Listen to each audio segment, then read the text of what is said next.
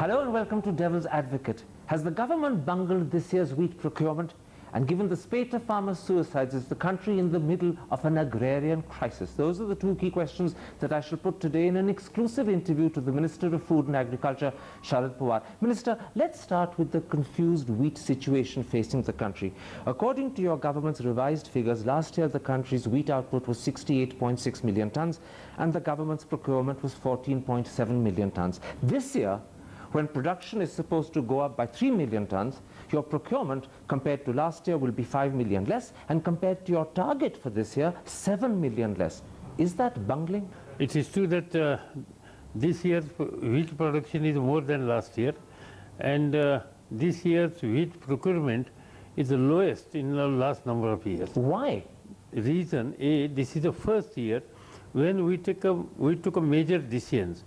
One major decision which we had taken, we have requested to the all state government that they should amend their Agricultural Produce Market Act. As for Agricultural Produce Market Act, the farmer was supposed to sell his produce only in mandi, and trader was not allowed to buy from farmers his produce other than mandi. This time we have removed this condition. 18 states and Punjab, Haryana, Uttar Pradesh by administrative order, they have amended their laws, and first time trader got opportunity to purchase farmers' produce. There was two alternatives. I understand what you're saying, but the problem with your explanation is that you set a target of 16.2 million tonnes. You failed to achieve it by almost 50%. Why set a target if you can't achieve it? No, there is no target. It is not there. MSP means minimum support price. If the farmer's produce price goes that MSP level, and if the situation creates of distress sale, it is a responsibility of the state government to enter in the market and save the farmer. Absolutely, except and for if he is getting better price, I am happy that he is getting better price. Whether he's got a better price or not is questionable. I'll come to that in a moment's time. The problem from the government's point of view is that you had a procurement target of 16.2. You've only achieved 9.5. On the other hand, private traders have achieved up to 6 million tonnes themselves, and as a result today, you have to import wheat, something you haven't done for 7 years. And it's even possible that by the end of the year, you may be importing as much as 5 million tonnes. Something clearly has gone wrong. No, not at all wrong, because it was a conscious decision that farmers should get for a price. You see, if it was a conscious decision, why set a target of 16.2? No, who said that target was fixed? Nobody has fixed Your target. ministry says so. No, all the papers say so. No one's refuted it. That is absolutely wrong. So the papers are wrong. There was no target. You see, it is our responsibility to allow farmers not to purchase his produce if the prices are going down. So just to clarify, you're saying to me as Agriculture Minister that this year there was no target for procurement whatsoever, full stop? Not only this year, for a number of years. Only it is our responsibility to enter in market and purchase. This is the first year where the Government of India entered in the market. Farmers have refused to give to the Government of India. They got better price than government. As an agriculture minister, I am happy.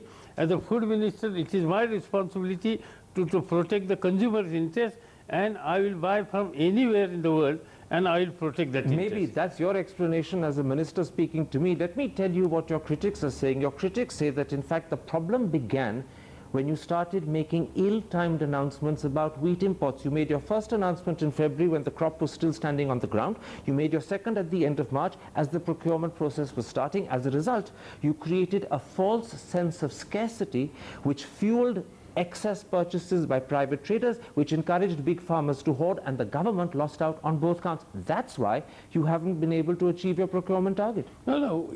What is the important? Procurement is not important. Important is farmer is getting good price. But is he? That's the question. And the farmer, yes, he got the first time better price than MSP. But that's what you say. Let me quote to you Business Line. Business Line says that the second mistake you made was to set a low procurement price of just 650 rupees per quintal. Before you could raise it, independent private traders had stepped in to buy large stocks, but they didn't do it at a much higher price. The difference between what you were offering and the price at which they bought was barely 30, 40 rupees a quintal. If the price has gone up thereafter, It's the private middleman who's made money, not the farmer. No, so no, the you government see, has lost out, the farmer hasn't gained, 30%, the middleman has gained. 30, 40 rupees is not small file. If you study last 4 years prices rise, yearly prices rise, only by 10 rupees. Only by 10 rupees every year was the additional price which was paid by Government of India to the farmers. If he got 30 rupees or 40 rupees more, so this is a substantial rise. It's not a substantial rise because the actual price per quintal in the market and in mandis today is almost 100 to 200 more. It's the middleman who's making the profit, not the farmer. No, farmer himself, they themselves got between 750 to 800 rupees in Madhya Pradesh and Gujarat. I myself had checked. And you know mandis. the second part of this story? I'm saying to you that the farmer hasn't gained, the private trader has gained, and the government has lost. But the government has lost in a second sense as well today, because you weren't able to meet your procurement target.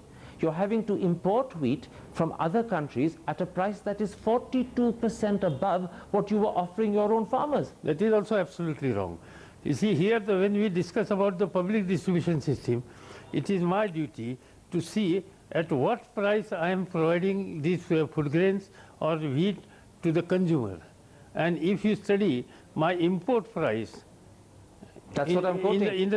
Your import price from the Australian Wheat Board is 997 rupees per quintal. The final procurement price you are offering the Indian farmer is 700 rupees. That's a difference of 297, which is 42%. Again, here you are absolutely wrong. These are figures from the papers. Listen, you see, I'm sitting as a government. I know better than papers.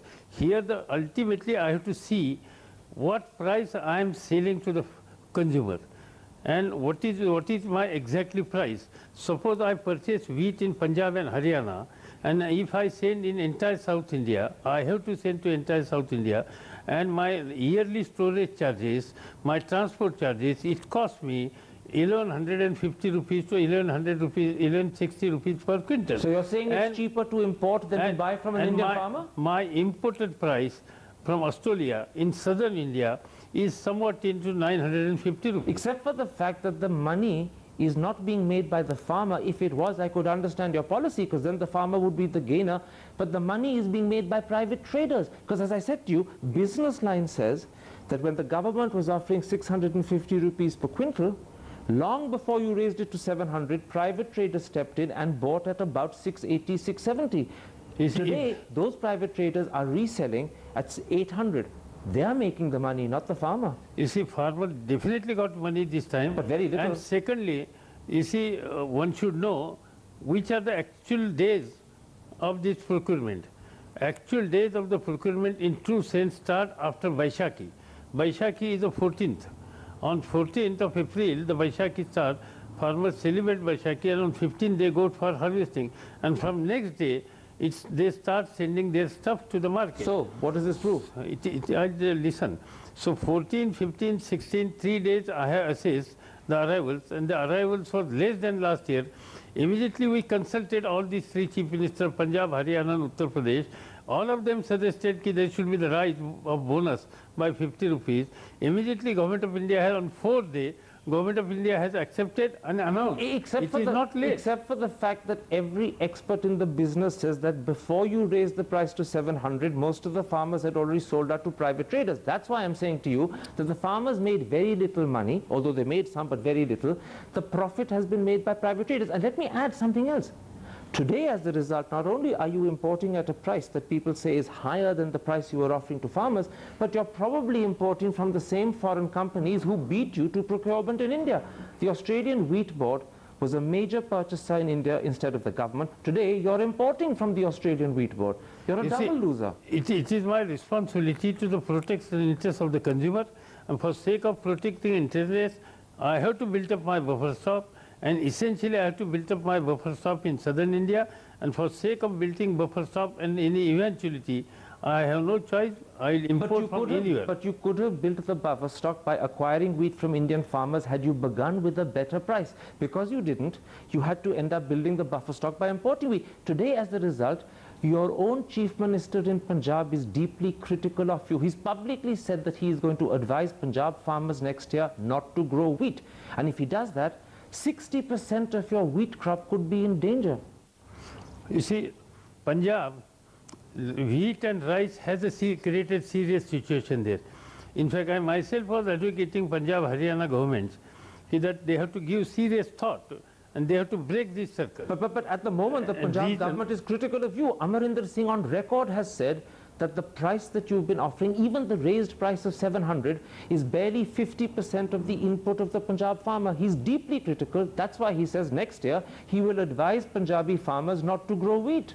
No, he himself has congratulated me and Government of India. Well, he said something else to the press. You see, there was a press advertisement which his government has given, giving compliments to the Prime Minister, Finance Minister and me publicly. So if the situation is completely in your control and you're really happy as you claim to be, then why today, Friday, is the Hindu newspaper saying on the front page that you intend to cut the allocation of wheat through the public distribution system and you intend to raise the price at which wheat is sold? Yeah, because last 7 years, 6 years, not a single price was raised. You see, these are short-term measures because you know you have a crisis on your hands. Not at all. You're raising the price and cutting allocation at the same time. This is panic reaction. Not at all panic reaction. This particular decision was taken 6 months back. So you're confirming that these decisions will be implemented at the cabinet meeting which will happen on Friday? That I don't know what cabinet, ultimately cabinet is going to propose it. Cabinet, that issue is also not before cabinet now. But this it's not before the cabinet. It is not so before. It won't happen this week, but it could happen later. No, this decision was taken 6 months back by cabinet. Postponed, and that was postponed. But the Hindu says it's going to be taken again today. Will cabinet today decide about cutting allocation and raising prices? No, I don't know. That issue is not before cabinet today. But could it come up in the next week or 10 days? Anything, you see, why not come? Why not bring? So you don't rule it out? Why should I rule it out? You see, this is proof you have a crisis. Not at all.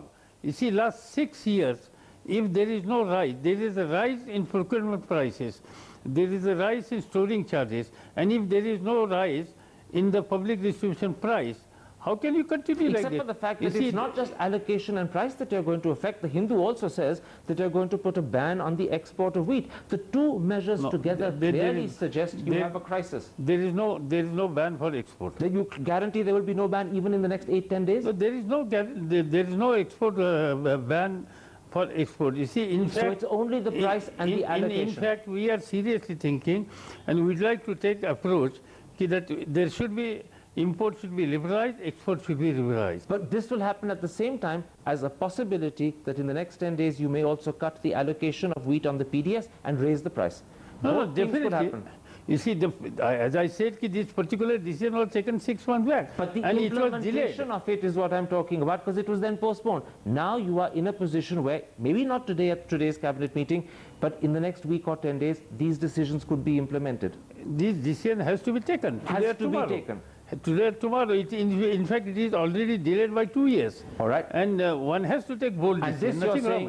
This you're saying is not proof that you have bungled weak procurement. I can't understand what type of nonsense statement you are making. What is this bungle? It is a simple thing. Our design is to farmers should get price. They got good price. Number 2, it is our desire.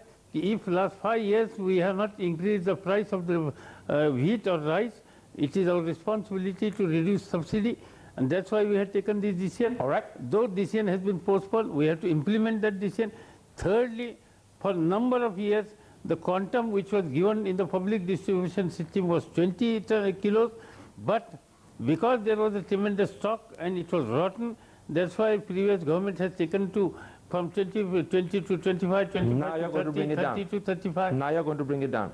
It has to be. All right. I'll let you have the last word on that, because it was only fair that you should actually explain what you're saying, particularly when I'm accusing you of bungling. Let's take a break. Let's come back and talk about the bigger, wider agrarian situation facing the country. Sure. Is it a crisis, or do you disagree? We'll be back in a moment's time. See you after the break.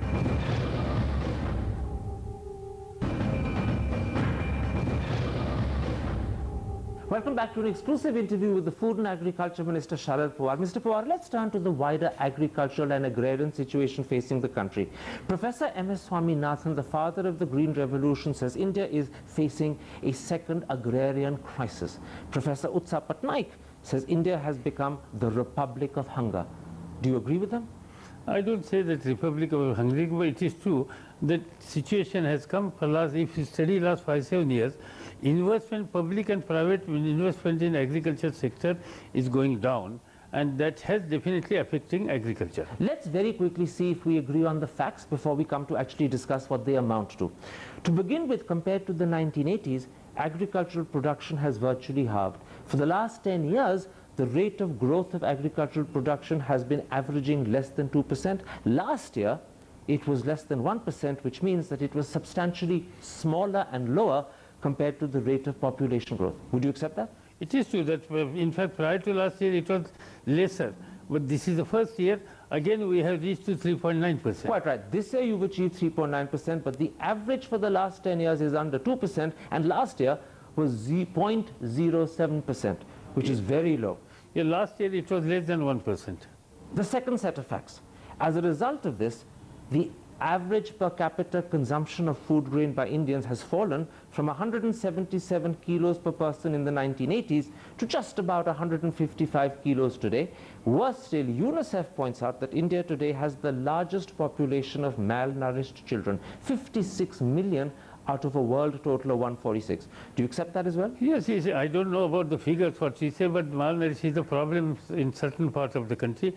But simultaneously, there are studies which are indicating that food habits are changing, and food grains and cereals is coming down. I should point out to you that Professor Utsav Patnaik and Mr. Devinder Sharma, two of the country's most renowned authorities on food production and actually nutrition intake, dispute that people's food intake pattern is changing. They say that, in fact, the reason why the consumption of grain has gone down, and gone down substantially, is because it isn't affordable for them. It's not that they're eating other things instead, they simply can't afford it. I don't know, but the prices, if there are no changes in prices for last 6 years, how can anybody make that type of statement? Because people don't have jobs to give them the money to buy the food. That's the problem. Unemployment has led to hunger, not change of pattern of food preference. I don't know. I'm not in position to say that. The conclusion that people come to from the figures that you've just accepted is three simple things. One, that for 10 years, India's population has been growing faster than India's food. Second, that people are eating less. And third, that perhaps as many as 200 or 300 million people go to bed hungry every single night. As food minister, does that embarrass you? No, no, it's not fully correct. That problem is there. But by and large, last number of years, there was the problem of surplus food grains in the godowns of the government. Right, but it wasn't going to the people who were dying of hunger. It was lying in godowns and rotting, or it was being sold abroad and used as animal feed by foreign people. No, but Indians weren't benefiting. In last 5 years, you must have seen the quantum which was there for 20 kilo from 20, 25, 30, 35. It has been increased like anything. What does that show? It shows, in fact, that the need for food at subsidized cost has grown. It shows that, in fact, hunger is not being fully and adequately met. That's all. No, when the subsidy has been, it was about 4 years back, the subsidy was 2,700 crores, and this year budgetary provision for subsidy is 6,500 crores. So that type of subsidy Government of India is providing, that itself shows that the Government of India's desire to see that food is available at a cheaper rate. That's the government's intention. Maybe it's partly met, maybe it's not. Individuals will disagree with you. Let me point something else out. We have, as Professor Swaminathan, the chairman of the National Commission of Farmers, appointed by you, has said, an agrarian crisis on our hands. And perhaps the worst manifestation of that crisis is farmer suicides, and nowhere are those suicides worse than in your own home state, Maharashtra. In Vidarbha, you've had over 550 since last June. You've had 77 suicides in April alone, and they're increasing at the rate of 2 or 3 a day. If you study last 10 years or not 20 years, the total suicides in this country, I got the figures at least from 1995, because 1995 is the first year when Government of India's Home Ministry started publishing total figures of the country's suicide, and in 2 parts. One, general suicide, general public, and secondly, agriculture. Right. And you're saying that the agricultural suicides are 15% of the general suicides, and therefore your ministry believes it's not excessive. No, no, it's not that. I just said that these suicides in the society of 1 million people, about lakh suicide every year, It's a normal thing which we are seeing for a number of years. Absolutely. And it's a normal thing if suicides are happening because of normal depression that affects people in the normal course of life. But agrarian suicides by farmers which are a result of agrarian distress is not normal. And if the agriculture minister turns around and says farmers taking their lives is a normal thing to do, you sound very unsympathetic and uncaring. It's not question of anticipatory. For the farming community, you know what is my approach about the farmers, and my whole life has done a number of things in the area of agriculture. So here, because the percentage-wise, the suicide by the farming community, practically there is no change. It is true that in certain parts, for instance, you referred about Vidarbha. Vidarbha is one of the areas. In fact, I have studied each and every suicide in some of the states for last few years. Can I, because time is against us, interrupt.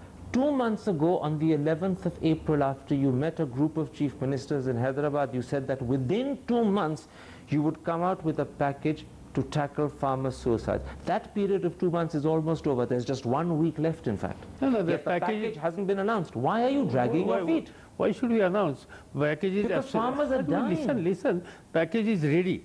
And package is not, if package is ultimate, what is the package? Package A, basically we have studied mainly the reason for suicide, but money was not available for crop loan. And they were taking from private money lender with the highest rate of interest. Pawar, the suicides are continuing in your own home state, in your own district of Vidarbha at 2 or 3 a day, and you're not announcing the package. You seem to be in no hurry. You don't even seem to care. You see, the package, what is meant by package? Package is going to provide money for irrigation. Irrigation project will take at least 3 to 4 years to complete. What about immediate measures to ensure that farmers have the credit they need, that the advance bonus that the Deshmukh government cut in October, which even Professor Swaminathan has demanded should be restored? None of those immediate measures are taken. If you study the cotton prices which was given by Vilasal Deshmukh's government last year before last year, was the highest in the country. This year it's lower. He's cut it by 500. Whatever the price of national level price, he has accepted national level price. Let me put you a last question because we're running out of time. Many people hearing you will say, Sharad Pawar doesn't seem to care about suicides. He's not in a hurry to tackle the problem. Do you care or don't you? No, it's not. You see, anybody who is know about the country and who is has a thinking, feeling about any common man, definitely he will be the distant person. That is the reason why we have taken so many steps. You don't have any guilty conscience that you're not doing enough? No. What is this guilty conscience? You see, the situation is there for the last number of years, and my government has taken, Manmohan Singh has government taken maximum decision where this type of issues should be stopped. All right, farmers will have to judge whether they believe that, but from now we've run right out of time. Mr. Pawar, thank you very much for talking to Devil's Advocate. You're welcome.